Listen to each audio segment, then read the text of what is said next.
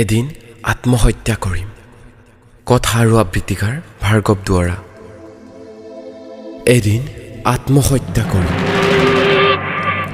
পৰিৰম কৰবাত কোনোবা এটা কোণত, কাউৰীবোৰে চিঞৰি ৰ'ব। নিউজ চেনেলত বাজি উঠিব ব্ৰেকিং নিউজ।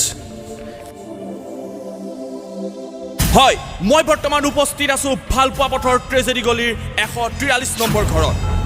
আপোনালোকে একমাত্ৰ বেকাৰ চেনেলৰ স্ক্ৰীণত প্ৰত্যক্ষ কৰিছে কিদৰে এটা পৰিত্যক্ত ৰুমত মৃতদেহ ওলমি আছে আৰু মৃতদেহৰ কাষত উদ্ধাৰ হৈছে এখিলা চাঞ্চল্যকৰ বগা কাগজ, য'ত লিখা আছে ভৱিষ্যত মোক ক্ষমা কৰিবা। কোনে ভৱিষ্যত? এয়া আত্মহত্যা নে পৰিকল্পিত হত্যাকাণ্ড? এই ৰহস্য উদ্ঘাটনৰ বাবে আপোনালোকে চাই থাকক একমাত্ৰ বেকাৰ চেনেল। চালা ব্ৰেকিং নিউজ। ভৱিষ্যতে সুৰিয়াই কৈ যায় এটাই শব্দ, অন্ধকাৰ। বৰ্তমানে কয় ৰুমৰ ভাড়াটো দিয়া হোৱা নাই, দুখনমান কিতাপ কিনিব লগা আছিল। কলেজলৈ পিন্ধি যোৱা পেণ্টটো ফাটিছে, চিলাব লাগিব।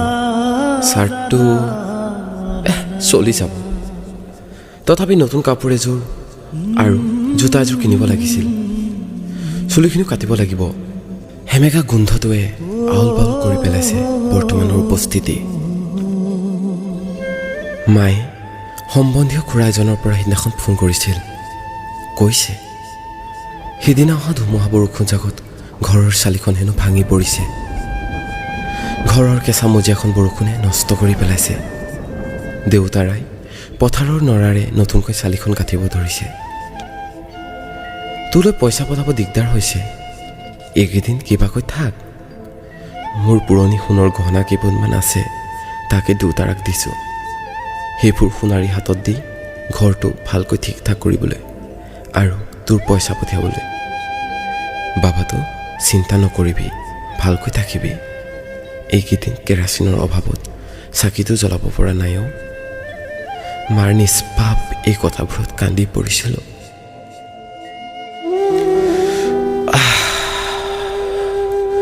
অৰুন্ধতী বৰুৱাৰ লগত এবছৰ হ'ব হোৱা বিচ্ছেদৰ স্মৃতি আৰু মা দেউতাৰ সেই মৰহি যোৱা চকুহালে মোক একেবাৰে বাকৰুদ্ধ কৰি পেলালে। নিতৌ কান্দো। বিশৃংখল ই বৰ্তমান, ক্ৰমশ স্তব্ধ মই নামৰ জীৱন।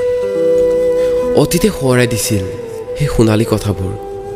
মা, মই ডাঙৰ হ'লে ডাঙৰ চাকৰি কৰিম, তোমালোকক বহুত বস্তু কিনি দিম, পকা ঘৰ সাজিম।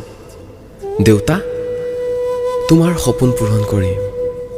আৰু অৰুন্ধতীকো কৈছিলোঁ, ঐ অৰুন্ধতী, তোৰ সপোনবোৰ মই পূৰণ কৰিম। কিন্তু সেয়াও সপোন সপোন হৈয়ে ৰ'ল।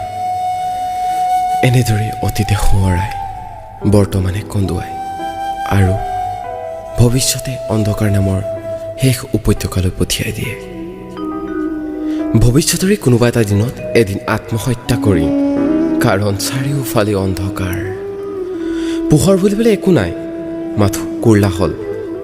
ভৱিষ্যতবিহীন মাৰ্কশ্বিটখন লৈ অকলশৰীয়া হৈ পৰিছোঁ। যাযাবৰী জীৱনত ভাগৰি পৰিছোঁ। মিছ অৰুন্ধতী বৰুৱা, তোমাৰ লগত হোৱা বিচ্ছেদৰ সেই কৰুণ সময়ৰ স্মৃতিবোৰে আৰু জীৱনৰ অতীত, বৰ্তমান আৰু ভৱিষ্যত সকলোবোৰ একলগ কৰি এডাল ৰছী গাঁঠি আছোঁ। সেই ৰছীডালত ওলমি ৰওঁ এদিন মই নামৰ মৃতদেহ।